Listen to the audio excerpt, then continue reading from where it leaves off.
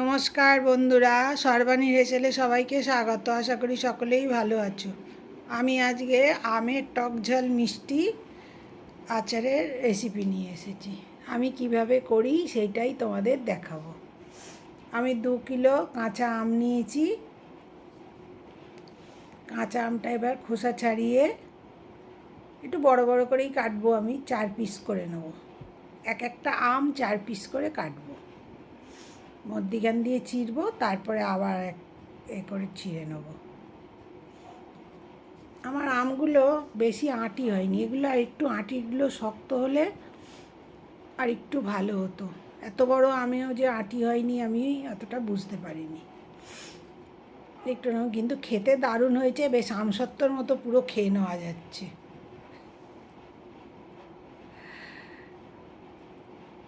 এরকম করে আমগুলোকে সব কেটে নিতে হবে,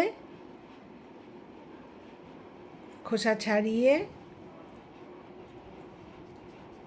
আমি এই যে টক ঝাল মিষ্টি আচারটা করব, এটা কিন্তু গুড় দিয়ে করব, চিনি দেব না, যাতে সবাই খেতে পারে। অনেকে তো চিনি খাওয়া বারণ থাকে, চিনি খায় না, সেহেতু তাদের কোনো অসুবিধা হবে না, এই আচারটা তারা খেতে পারবে। দেখো, এরকম করে আমি সব আমগুলোকে কেটে নিলাম, 2 কিলো আম।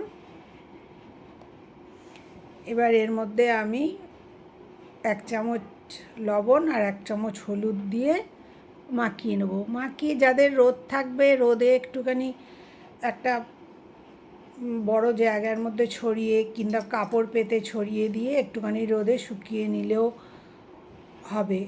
কিন্তু আমার তো রোদ পাবো না, ফ্ল্যাটে বাস করি, সেহেতু রোদ নেই। এখন শীতকালে তবু রোদ আছে, তাই আমি একটা ঝুড়ি নিয়েছি। ঝুড়ির মধ্যে আমগুলো আমি দিয়ে দেবো। এবার ওর মধ্যে যে জল ভাবটা খানিকটা হবে, সেটা ঝরে যাবে। আমি মাকে দেখেছি কুলোই করে এরকম করে নুন হলুদ মাখিয়ে রোদে দিত, রোদে দিয়ে তারপরে আচার বানাতো, টক ঝাল মিষ্টি আচার। কিন্তু এখন আর রোদ কোথায় পাবো, সেই ছাদে যেতে হবে, ফ্ল্যাট বাড়ির ছাদে। এরকম করে আমি রেখে দিয়েছিলাম, একবেলা রেখে দিয়েছিলাম, ওই 7-8 ঘন্টার মতো এরকম ছিল। দেখো কতটা নুন, এর জলটা বেরিয়ে গেছে আমের। এই যে আমি আখের গুড় নিয়েছি। এবার 1 চামচ তেল দিচ্ছি কড়ার মধ্যে, দিয়ে 4টে শুকনো লঙ্কা আর 1 চামচ 5 ফোড়ন আমি দেব। এতে খুবই অল্প তেল লাগে, খালি ফোড়নটা ভাজার মতো। 1 চামচ আমি 5 ফোড়ন দিয়ে মশলাটাকে ভালো করে ভেজে নেব, নিয়ে তারপরে আমটা দিয়ে দেবো ওর মধ্যে। আমি লঙ্কাগুলো ছিঁড়ে দেওয়া হয়নি বলে খুন্তি করে কেটে দিচ্ছি। এরম করে আচার করে রেখে দিলে 1 বছর ধরে ভালোই থাকে, খেতে খুবই ভালো লাগে। যত দিন পুরনো হবে তত আমের স্বাদ আরও বাড়বে, আচারের স্বাদ আর কি। একটু নাড়াচাড়া করেই আমি গুড়টা, এতে তো কোনো জল দেওয়া যাবে না, সেহেতু একটু নাড়াচাড়া করে নিয়ে আমি গুড়টা দিয়ে দেবো। আমি আখের গুড় নিয়েছি। আখের গুড়টা খুবই ভালো, পরিষ্কার একদম, এবং বেশি কালোও নয়, রঙটাও খুব সুন্দর একদম। এই গুড়টা যত আমের সাথে মিশবে, গুলবে, তত একবারে ঝোলের মতো হয়ে যাবে। সেই এতেই, ঝোলেতেই আমগুলো ফুটে ফুটে আচারটা তৈরি হবে।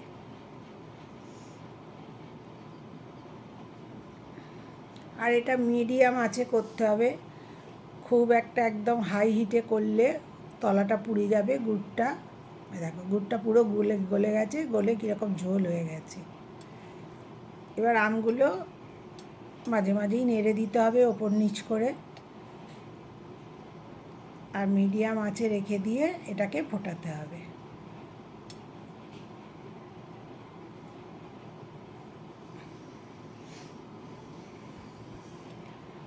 এখন বাজারে তো প্রচুর আম, যে যেরকম আচার করতে জানে সে সেরকমভাবেই আম কিনে নিয়ে এসে আচার বানাচ্ছে। আমি একটু স্বাদ মতো অল্প, এতে বেশি লবণ দিতে লাগে না, কেন এক দফা তো লবণ দিয়ে মাখানো ছিল, কিন্তু জলটা বেরিয়ে গেছে, তাই দেখলাম না একটুখানি না দিলে খারাপ লাগছে, ওই জন্যে আমি একটু অল্প করে হাফ চামচের মতো লবণ ওর মধ্যে দিয়ে দিলাম। এই যে দেখেছো কী সুন্দর ফুটছে একবারে গড়গড় করে। আবার বেশি হাইটে রেখে দিলে আমার যা কড়াটা ভর্তি হয়ে গেছে, পাশ দিয়ে পড়তেও শুরু করে দেবে। আমি সাইডের একটু ফেনা যেগুলো হয়েছে গুড়ের একটু ময়লা ময়লাগুলো, যেরকম চিনিরও হয় রসে, সেই রকম আমি এরকম করে করে ফেলে দিচ্ছি।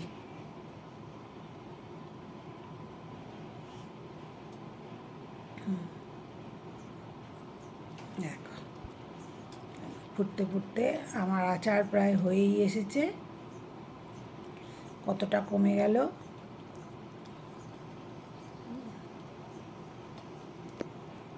অনেকে পছন্দ করে খুব শক্ত আঁটিটা হয়ে গেলে, তারপরে আমি সে আম কাটতেও খুব কষ্ট হয়।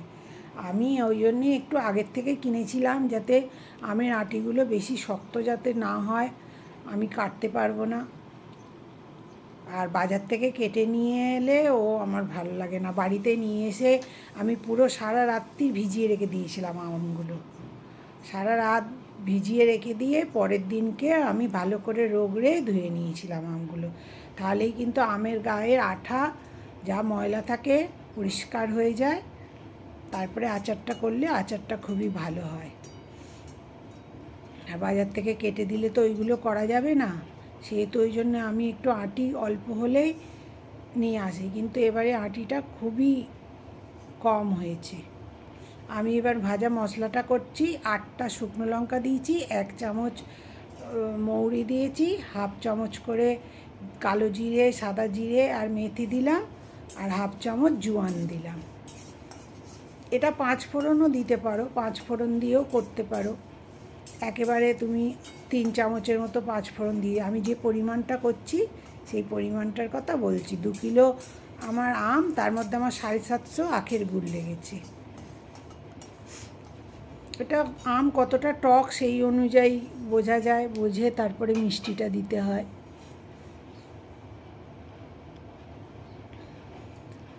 তাই এবার করলাম, এবার বোটাগুলো ছাড়িয়ে ফেলে দিলাম।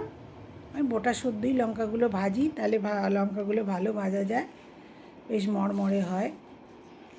এবার মশলাটাকে মিক্সিতে আমি একটুখানি গুঁড়িয়ে নেবো, একদম মিহি কিন্তু করব না, একটু কচা থাকবে। আচারে সবসময় একটু কচা মশলা দিলে খেতে ভালো লাগে, বেশ খাওয়ার সময় মুখে পড়বে মশলাটা, খুব সুন্দর লাগবে তখন। করে নিলাম আমি, আচারটা পুরো ঠান্ডা হয়ে গেছে, দেখো কতটা জমে গেছে। এটা থাকতে থাকতে কিন্তু আরও মজে যায় বলে আচার, সে মজে গেলে তখন কিন্তু একটু রসালো ভাব হয়ে যায়। দেখো কতটা ঝোল সমেত রেখেছিলাম, পুরো ঠান্ডা হয়ে বসে গেছে, একদম গাঢ় হয়ে গেছে।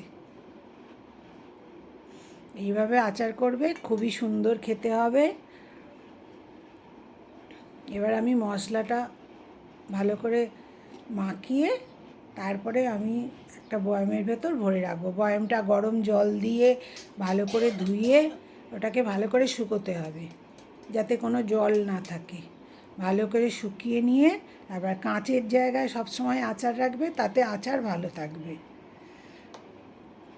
প্লাস্টিকের থেকে, কেন বাড়িতে তো অনেকটা করেই করা হয়, অনেক দিন ধরে খাওয়া হয়। এমন হয় যে আচারটা বছর ঘুরে যায়, তখনও শেষ হয় না। দেখো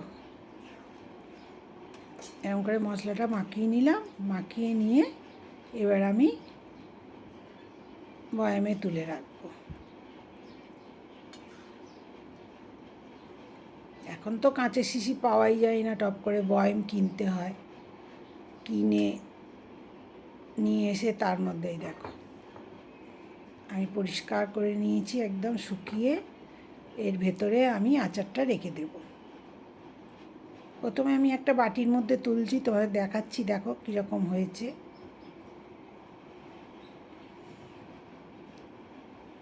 আমার এই টক ঝাল মিষ্টি আচার তোমাদের যদি দেখে ভালো লাগে তাহলে একটু লাইক কমেন্ট শেয়ার করো,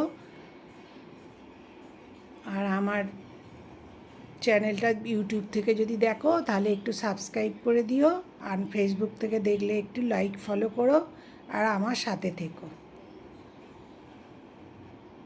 দেখেছো কত সুন্দর হয়েছে দেখতে, কালারটা এত ভালো এসেছে না, গুড়টার কালারটা খুব ভালো ছিল, কালারটা খুবই ভালো এসেছে।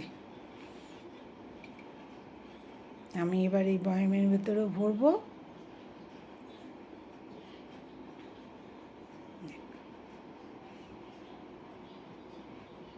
আমার ভিডিও দেখার জন্য তোমাদের সকলকে ধন্যবাদ। তোমরা সবাই ভালো থেকো।